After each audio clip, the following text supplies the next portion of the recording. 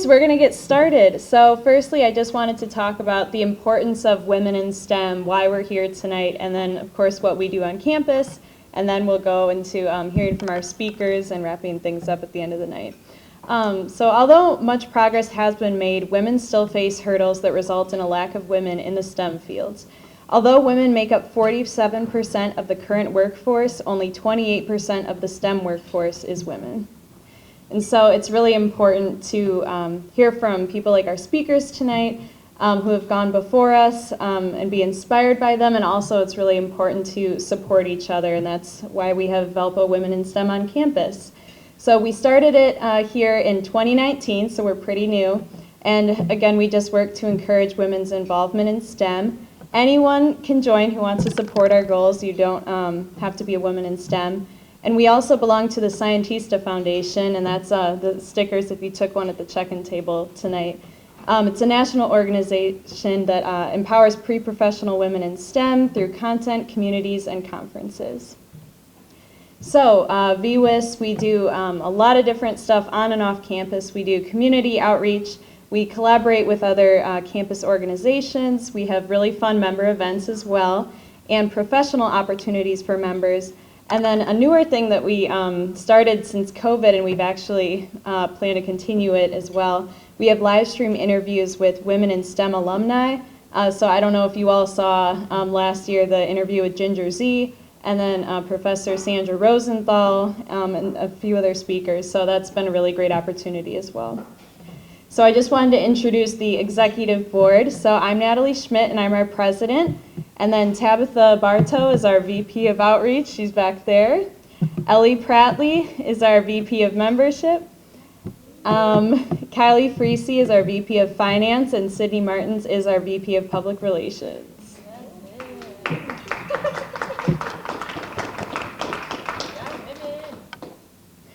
All right, so Tabitha, if you want to take it from here.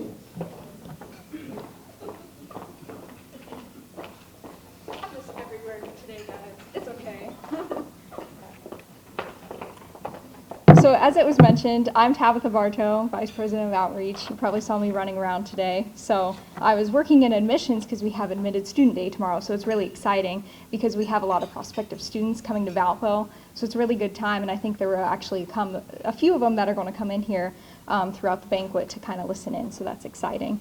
So before we get started, we actually have like a couple of discussion questions on the table. So I will be asking you one of those questions, and you can discuss in your group for like 2 minutes or so about whatever this question may be, which I will give to you. So have you seen progress in the number of women in STEM, and how do you think we have and will continue to make that progress? So go ahead and discuss with your tables. Okay, well, you know, very involved. We always want to do things to help get other students' opinions out there. So, you know, no matter what, it's always very important to do that. And it's always good as a woman in STEM to be extremely involved. So don't let anybody else tell you anything else.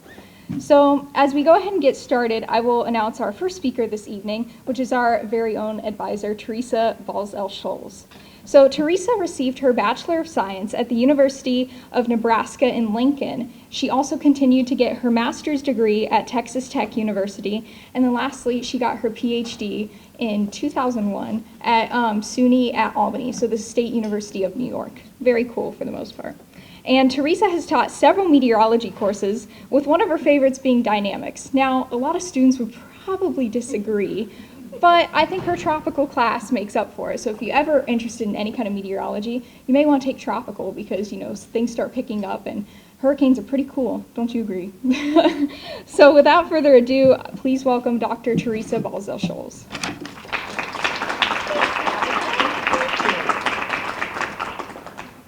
So my slides are on here. Thanks, Tabitha. Ooh, shock.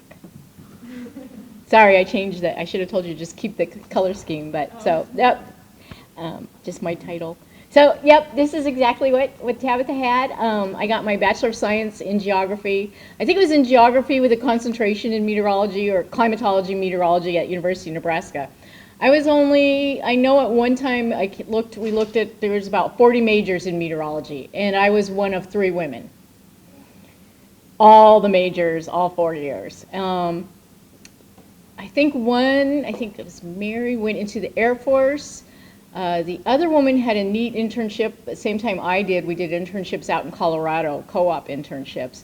And she went right into the National Weather Service, into, and I think, one of the central Midwest cities. And back then in the National Weather Service, so this would be about 1986, 1987, still a lot of Air Force, former Air Force folks who were then in the, kind of coming out of World War II, were then populated into the National Weather Service offices. So these are the government agencies, just about one or two in every state that kind of put warnings out for severe weather, make the forecasts. And after a year, she left. She said, I'm going to go do law. I can't do this. Teresa, you would not believe the attitudes. So the attitude of this young woman who went into this science, it devastated her. She could not work in that office anymore and did not even want to be in the field. Smart young woman. I was like, we were lucky. We did have one faculty member who was a woman, and that was pretty neat in meteorology. That's not often. I also noticed that, you know, they would meet my eyes in class. That was different. You know, I don't know that the male professors in meteorology and climatology met my eyes and looked at me in class. Kind of think about that. You're used to your professors here in a small school. This is a bigger school, but still, in a class of 60 or 100, even though there got to be smaller classes going down. At Texas Tech, I think again there were about 3 out of 12 grad students. I know one of them ends up working, I've kind of followed her path through some of my jobs, and then I know she's still up in Chicago at the Weather Service there, so it changed through time.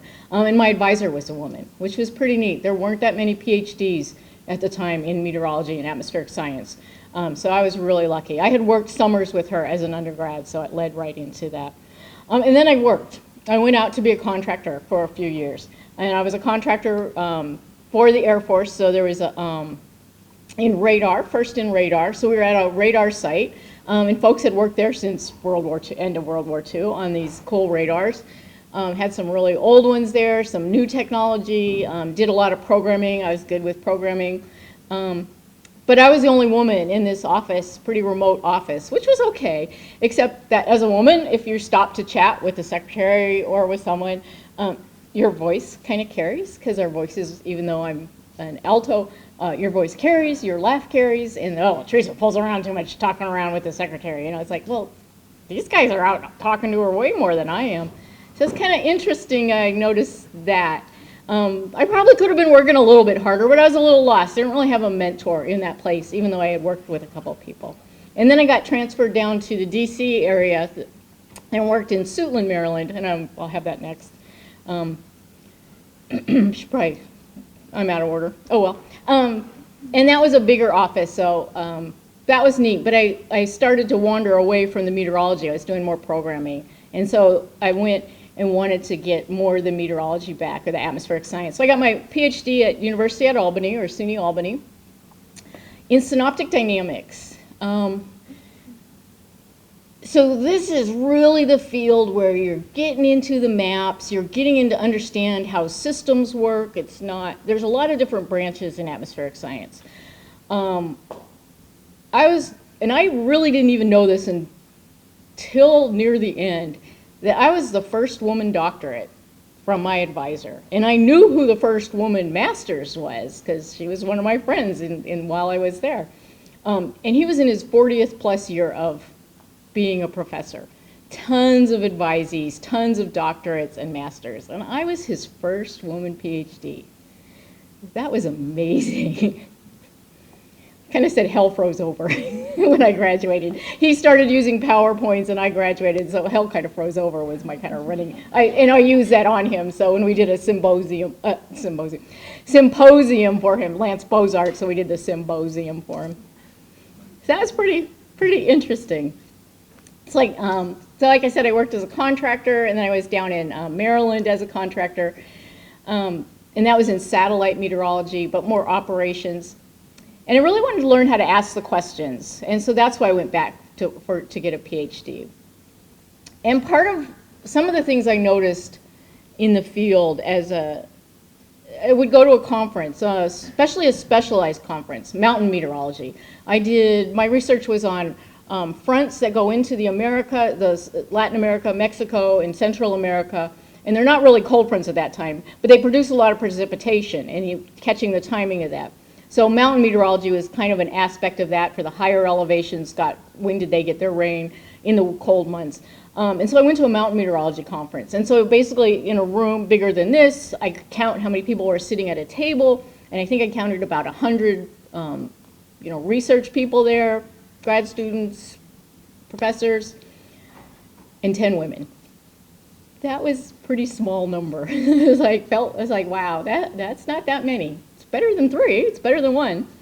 And then as the years have gone by, in the past 20 years of 20 years of being a professor and going to the annual meetings, I've seen more and more women. We go to our big annual meeting, and I have to wait to go to the bathroom. I have to stand in line. That is amazing. That did not used to happen. I know, isn't that goofy? And it's like, that's just crazy.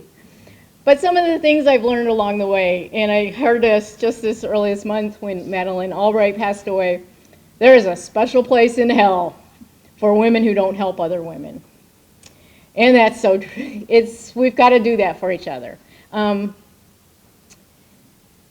that's one of the things, especially at Albany. At Texas Tech, I kind of did that.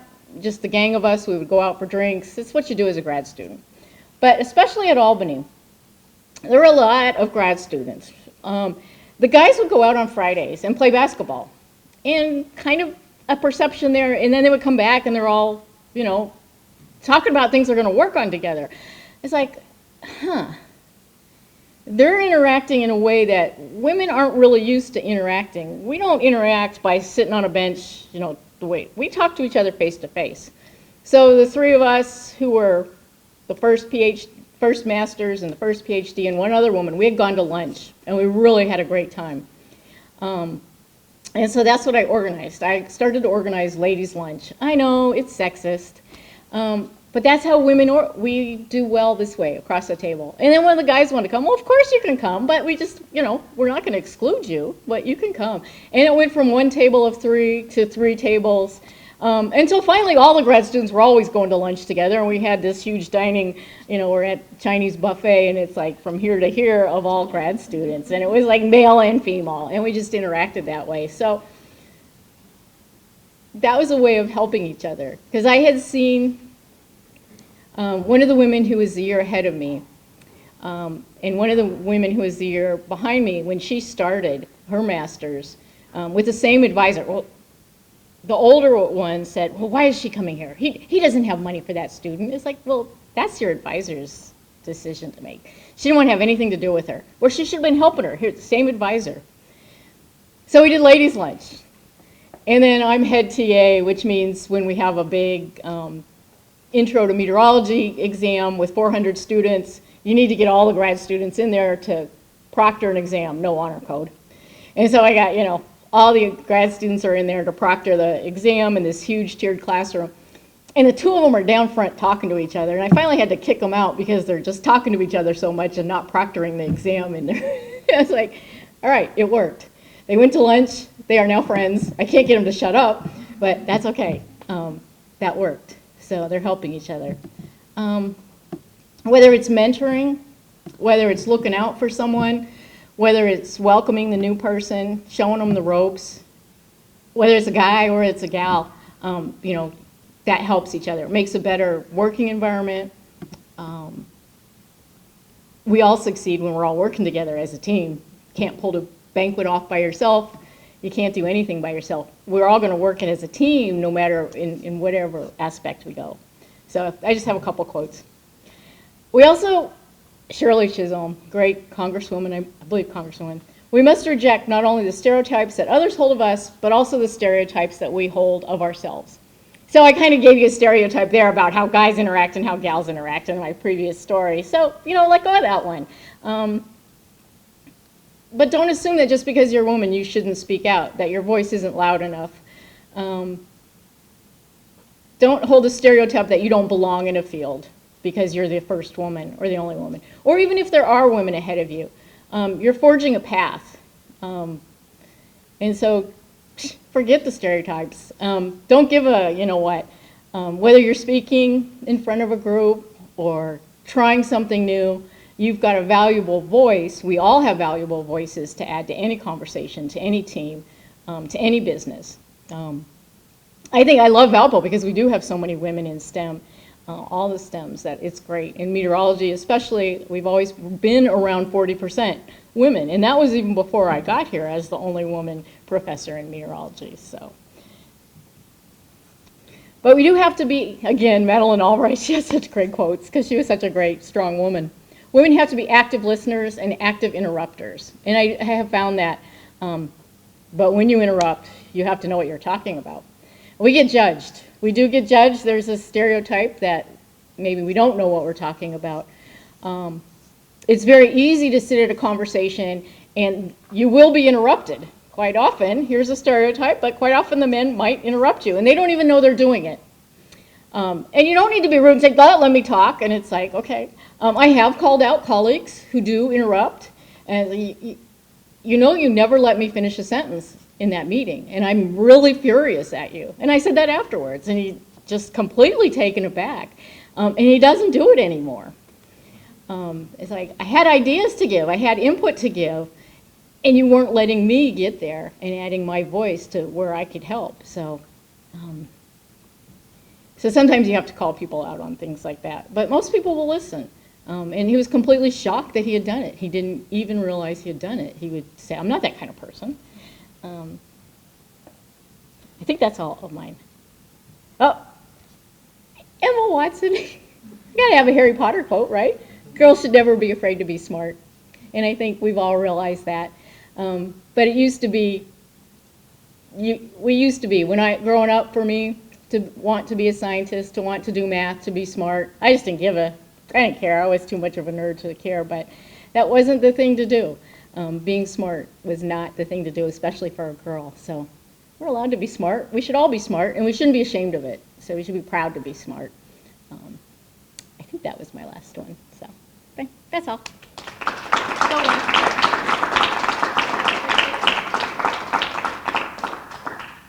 Thank you, Dr. Teresa. I won't call you Teresa because we're in a professional setting, but she only likes Teresa from her students. That's fine. Our next table question is, what challenges do women in STEM face? Have you faced these challenges, and what strengths do women bring to the STEM fields?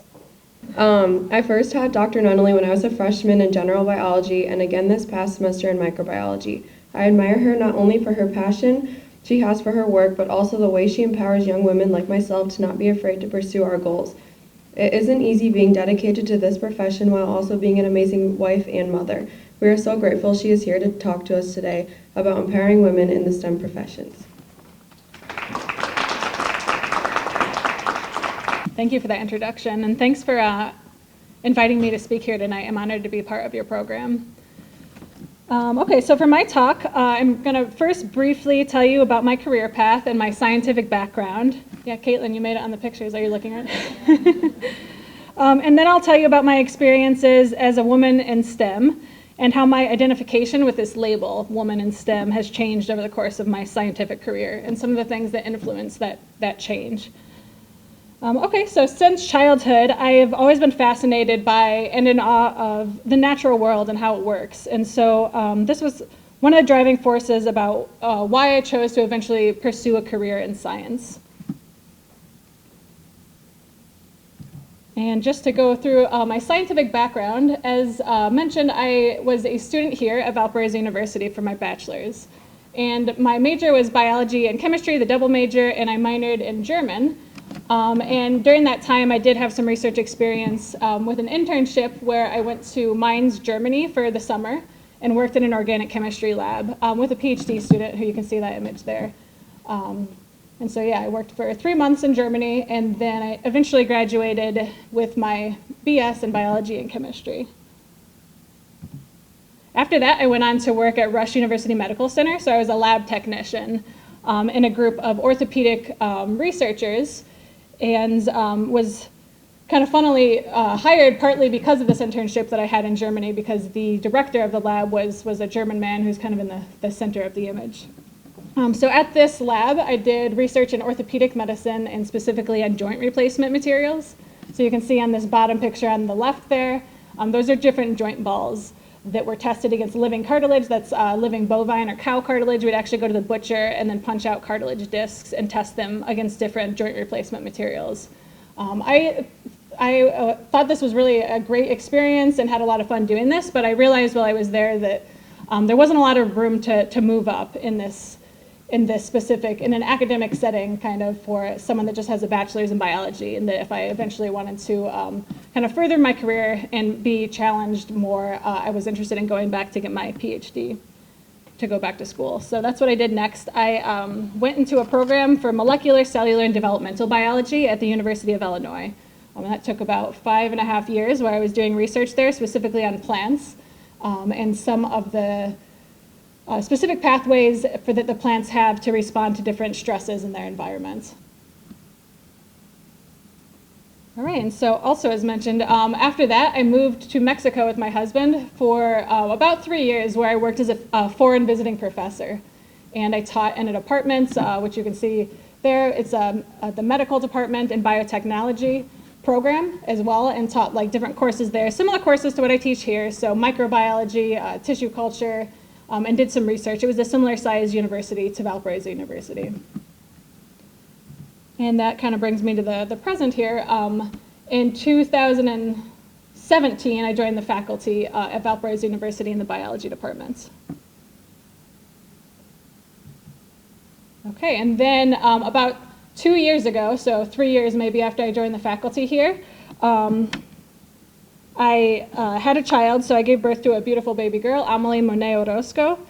And raising a young child while continuing to maintain an academic career has simultaneously been an extremely rewarding experience and also a very challenging one.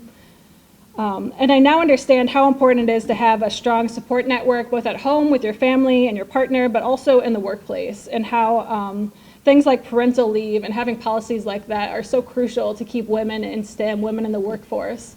And I actually learned at one of my table discussions here that Teresa was really big in implementing the paid maternity and parental leave that Valparaiso University now has. I didn't realize that that was only 5 years ago. We have 8 weeks paid now, which is actually really good.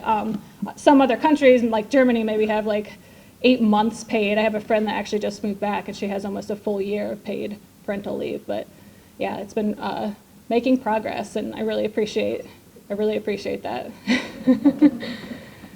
That was really crucial to have that time and to be able to have that time with my daughter and be paid at the same time. And I can really understand how not having that can force women out of the workplace. All right, so this brings me, I was doing some research on statistics about women in STEM, to some statistics according to the United Nations and the Pew Research Center, that our women are typically given smaller research grants than men, and that only 12% of members of the National Science Academies are female. And then the third statistic here is that median earnings of women in STEM is only about 75% that of which men make. And so I've come to realize now that it is my responsibility to be a woman in STEM. And this label didn't used to resonate as much with me as it does now. Several experiences throughout my career, my scientific career, have really shifted my perspective to take more ownership of and pride in this label as a woman in STEM. My experience was different than Teresa's, so I was kind of raised like it didn't matter that I was a woman. Lots of people in my class were women, kind of disregarding that there was a nice mixture of women and men that I saw around me in my field. So I didn't associate myself with that label quite as much as I do now. And some experiences that have shifted that for me is that I have now had firsthand experience with feeling like I was discriminated against in the workplace, specifically based on my gender, and having to make an official report of that and go through that experience. Although it was unfortunate what happened and uncomfortable to deal with, this experience really made me more connected to the woman in STEM label, and realized that being a woman in STEM is my responsibility. Another thing that shifted my perspective a lot is having a child and realizing firsthand the struggles that come with caring for a young child, while also still wanting to maintain your professional and academic career. This really, again, highlighted how important things like paid maternity leave are for women, women in the workforce in general, in addition to women in STEM. And then finally, some of these pictures here, some of these women are here, having so many great examples of women in science and my colleagues at other places, but also here right at Valpo. So some of these people were actually professors of mine when I was a student here, like Lori Eberhardt, who's now my department chair. Let's see, Dr. Sarah Dick is also here. Sorry, Jane Kenny Hunt is new to the department, but I'm very happy that she's here. I don't have a picture of her up here. Dr. SS, so Dr. Beth Skyone-Sewell, unfortunately couldn't make it tonight. She was going to come. And Dr. Christy Begeiski I'm also showing here. These are some amazing women in the biology department that have just been great examples and good supporting colleagues that have been crucial to my experience here and as a woman in STEM, who are inspiring and have shown me the importance of having a strong support network. All right, so Natalie asked me if I had any words of advice to give when I was creating this presentation, so I wanted to leave you with a few words of advice from my experiences so far. The first is to stay connected.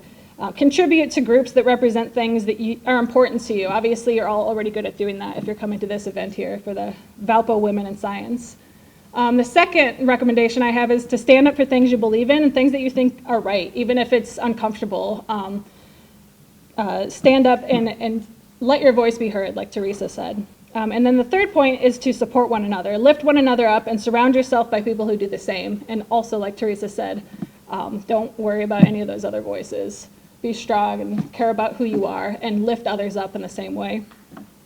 All right, so that's all I have to say. Thank you so much to the organizers of this event, to the e-board, and to all of you who are here to support women in STEM and for encouraging other women in STEM as well.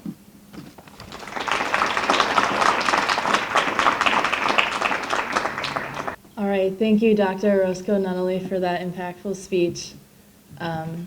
So we're going to end with one more final table discussion question. So how do you already or plan to inspire and support other or future women in STEM? All right. So thank you all for joining us tonight. This has been such a pleasure, and just a subtle plug for anyone here who is interested in joining Women in STEM. Like Natalie said, you don't have to be a woman and you don't have to be in STEM. We'd love to have you. If you are, that's great. If you're not, that's also totally fine. If you're enjoyed the conversations tonight and the discussion that we've had, I really encourage you to check our socials and see what we've got going on. It's a great club and a great way to just meet other people who have similar values and passions as you do. So thank you again, all of you, for joining us, and I hope you have a nice rest of your evening.